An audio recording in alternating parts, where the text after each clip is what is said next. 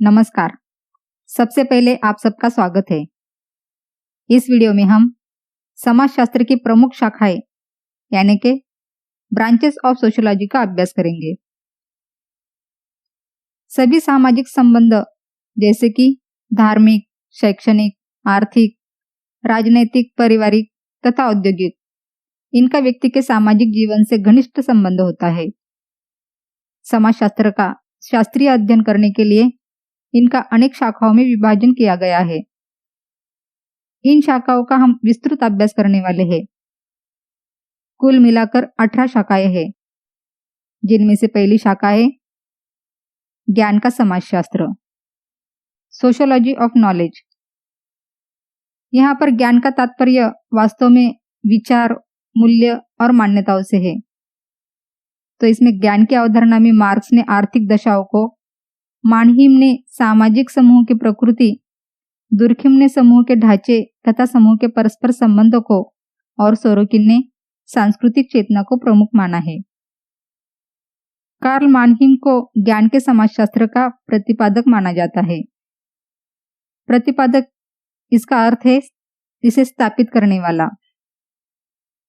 तो कार्ल मानहीम को ज्ञान के समाजशास्त्र का प्रतिपादक माना जाता है।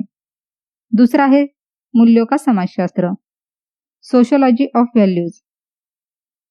समाजशास्त्र के इस शाखा में मूल्यों और समाज के परस्पर संबंध का अध्ययन किया जाता है। मानवीय व्यवहारों को संगठित बनाने में मूल्य बहुत महत्वपूर्ण स्थान निभाते हैं।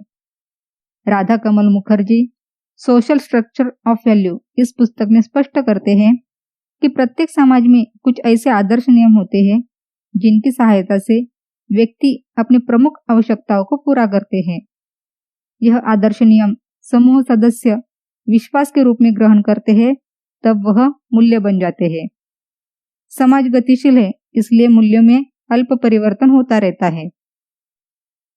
तीसरी शाखा है धर्म का समाजशास्त्र, सोशियोलॉजी ऑफ रिलीजन। धर्म के समाजशास्त्र की व्याख्या में कॉम्टे, टॉयलर तथा स्पेंसर ने अपना योगदान दिया, लेकिन मैक्स वेबर ने इसे व्यवस्थित रूप से स्पष्ट किया है। वेबर ने प्रोटेस्टेंट धर्म तथा पूंजीवाद के संबंधों को स्पष्ट करके निष्कर्ष दिया कि सामाजिक व्यवस्था की प्रकृति ही धर्म के स्वरूप का निर्माण करती है। दुर्खिम ने धर्म के एक प्रकारात्मक सिद्धांत का विकास किया। इस सिद्धांत के अनुसार धर्म केवल विश्वासों से संबंधित नहीं होता, वह समाज के अस्तित्व, मानव व्यवहार में संतुलन रखता है। इस प्रकार धर्म तथा सामाजिक संरचना में घनिष्ठ संबंध होता है। चौथी शाखा है शिक्षा का समाजशास्त्र, सोशियोलॉजी ऑफ एजुकेशन। सभी सामाजिक संस्थाओं में शिक्षा एक प्रमुख संस्था है। शिक्षा व्यवस्था तथा सामाजिक व्यवस्था के बीच एक आदान प्रदान की प्रक्रिया सदैव विद्यमान रहती है। इसी कारण पार्सन्स, टूफर और फ्लूकॉन, इन्होंने व्यक्ति की महत्वाकांक्षा तथा सामाजिक गतिशीलता, इनके स्तरों का अध्ययन करने के लिए शिक्षा संस्थाओं का प्रयोगशाला के रूप में उपयोग किया। पांचवी शाखा है कला का समाजशास्त्र, सोशियोलॉजी ऑफ आर्ट। यहाँ पर यह प्रश्न उठना बहुत स्वाभाविक है कि कला जैसी भावात्मक विशेषता का समाजशास्त्र के अध्ययन से क्या संबंध हो सकता है। तो कला केवल मनोरंजन की वस्तु नहीं है, समाज में संस्कृति को स्थिर बनाने में वह महत्वपूर्ण होती है। कला सभी व्यक्तियों के विचार, भावना, इनका प्रतीकात्मक संचरण भी करती रहती है। वह स्वयं सामाजिक, आर्थिक, राजनीतिक दशाओं से प्रभावित होती है। कला का समाजशास्त्री विवेचन सर्वप्रथम एम.डी. स्टेल ने किया था। छठी शाखा है अपराध का समाजशास्त्र, सोशियोलॉजी ऑफ क्राइम। इस शाखा में अपराध की सामाजिक पृष्ठभूमि, अपराध की विभिन्न अभिव्यक्तियां तथा सामाजिक समस्याओं का अपराध से संबंध, इस विषयों के अध्ययन से संबंधित होता है। इसके अतिरिक्त पुलिस, न्यायालय की कार्यप्रणाली, न्यायालय के निर्णयों पर सामाजिक दशाओं के प्रभाव, अपराध पर सामाजिक दृष्टिकोण, इन सभी का अध्ययन इस शाखा में किया जाता है। सातवीं शाखा है ग्रामीण समाजशास्त्र, रूरल सोशियोलॉजी। ग्रामीण समुदाय का सूक्ष्म तथा व्यवस्थित अध्ययन ग्रामीण समाजशास्त्र करता है। स्टुअर्ट चैपलिन का कथन है कि ग्रामीण जनसंख्या ग्रामीण समाजशास्त्र है। इस शाखा का विकास यूरोप में औद्योगिक क्रांति के कारण ग्रामीण जीवन में उत्पन्न समस्या के फलस्वरूप हुआ। सर्वप्रथम J.M. विलियम्स एंडरसन इन्होंने ग्रामीण जीवन का सामाजिक दृष्टिकोण से अध्ययन किया। बाद में जिमरमैन, गॉल्डविन इन्होंने समाजशास्त्र की इस शाखा को व्यवस्थित किया।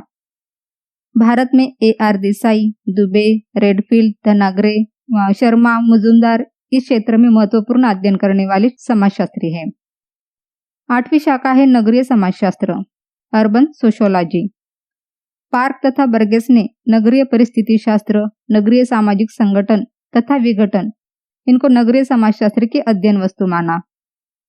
इस शाखा में नगरीय सामाजिक संरचना, सामाजिक नियंत्रण पद्धति, सामाजिक परिवर्तन, नगरीय पुनर्निर्माण तथा नगरीय मनोवृत्ति से प्रभावित सामाजिक, आर्थिक, सांस्कृतिक, प्रशासनिक विशेषता इनका अभ्यास किया जाता है। 9वीं शाखा है औद्योगिक समाजशास्त्र, इंडस्ट्रियल सोशियोलॉजी। तो इस शाखा का विकास औद्योगिकरण से उत्पन्न समस्याओं के अध्ययन के कारण हुआ। औद्योगिक समस्याएं तथा सामाजिक जीवन पर उनका प्रभाव। इसमें श्रम अधिनियम तथा मानवीय संबंध, श्रमिक संघ के व्यवहार, कारखानों में नेतृत्व, यांत्रिकरण, हड़ताल, प्रदर्शन आदि प्रमुख विषय है जिनका औद्योगिक समाजशास्त्र में अध्ययन होता है। 10वीं शाखा है चिकित्सा समाजशास्त्र यानी कि सोशियोलॉजी ऑफ मेडिसिन और मेडिकल सोशियोलॉजी। स्वास्थ्य तथा बीमारियों पर सामाजिक प्रक्रियाओं का गहरा प्रभाव पड़ता है। चिकित्सा समाजशास्त्र में स्वास्थ्य, बीमारी, रोगी की देखरेख, लोगों की मनोवृत्ति और मूल्यों को स्पष्ट करती है। रोगी की सामाजिक मनोवैज्ञानिक पृष्ठभूमि बीमारी का निदान ढूंढने में बहुत सहायता देती है। इस शाखा में अस्पतालों की संरचना, उनकी कार्य प्रणाली, विभिन्न परिस्थितियों में रोगी तथा चिकित्सक की सामाजिक भूमिका आदि का अध्ययन होता है।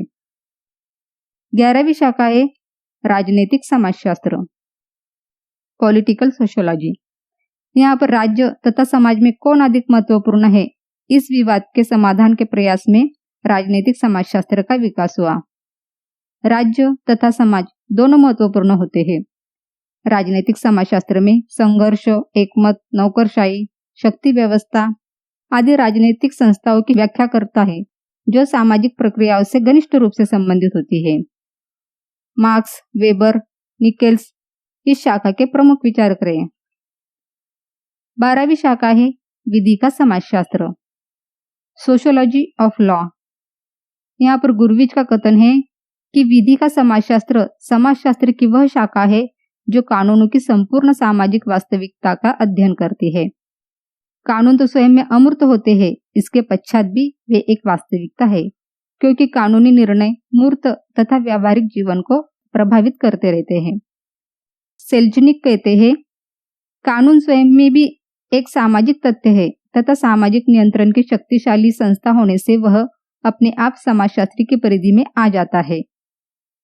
तो इस प्रकार विधि का समाजशास्त्र की एक शाखा है। 13वीं शाखा है आर्थिक समाजशास्त्र, इकोनॉमिक सोशियोलॉजी। नील जे स्मेल्सर इस शब्दों में कहते हैं कि आर्थिक समाजशास्त्र का तात्पर्य सीमित साधनों के उपयोग, उनकी उत्पत्ति समाजशास्त्रीय अवधारणाओं के आधार पर व्याख्या करना है। आर्थिक समाजशास्त्र यह स्पष्ट करता है कि आर्थिक क्रियाओं में व्यक्तियों की स्थिति तथा भूमिका का ढांचा कैसा होता है, कौन कौन से आदर्श नियम आर्थिक क्रियाओं को नियमबद्ध बनाते हैं, इन सभी का आर्थिक समाजशास्त्र अध्ययन करता है। 14वीं शाखा है लघु समूहों का समाजशास्त्र, sociology of small group. Charles Cooley इन्होंने सर्वप्रथम प्राथमिक समूह के प्रभाव तथा महत्व को स्पष्ट करके लघु समूह के अध्ययन की ओर समाजशास्त्रियों का ध्यान आकर्षित किया। लघु समूह जैसे कि परिवार, पड़ोस, विद्यालय, नातेदारी, समूह, क्लब, मित्र मंडली, इन सभी का सामाजिक जीवन में महत्व होता है। इन सभी का अध्ययन लघु समूह का समाजशास्त्र करता है।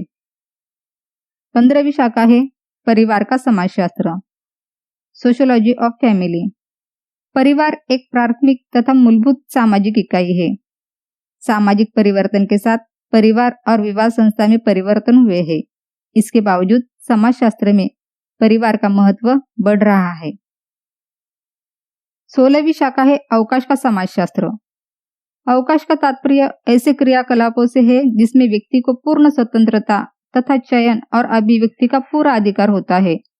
इसमें मीडिया, खेलकूद, पर्यटन तथा उपभोक्तावाद आदि विषयों का समाजशास्त्रीय दृष्टि से अभ्यास किया जाता है।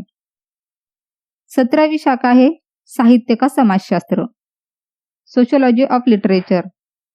इस शाखा में कृति, कृतिकार और समाज के बीच होने वाली अंतक्रिया तथा इनसे निर्मित संरचनाएं, साहित्य कृति, इनका अध्ययन साहित्य के समाजशास्त्र में होता है। 18वीं और अंतिम शाखा है मद्यपान का समाजशास्त्र, सोशियोलॉजी ऑफ अल्कोहलिज्म। व्यसन के समाजशास्त्र या ड्रग एडिक्शन के साथ साथ मद्यपान को भी समाजशास्त्र के अभ्यास में सम्मिलित किया जाता है, इसलिए मद्यपान यह समाजशास्त्र की एक महत्वपूर्ण शाखा हो गई है। तो आज हमने समाजशास्त्र की 18 शाखाओं का अभ्यास किया। अगर आपको ये वीडियो पसंद आए तो प्लीज लाइक, शेयर और सब्सक्राइब कीजिए। धन्यवाद।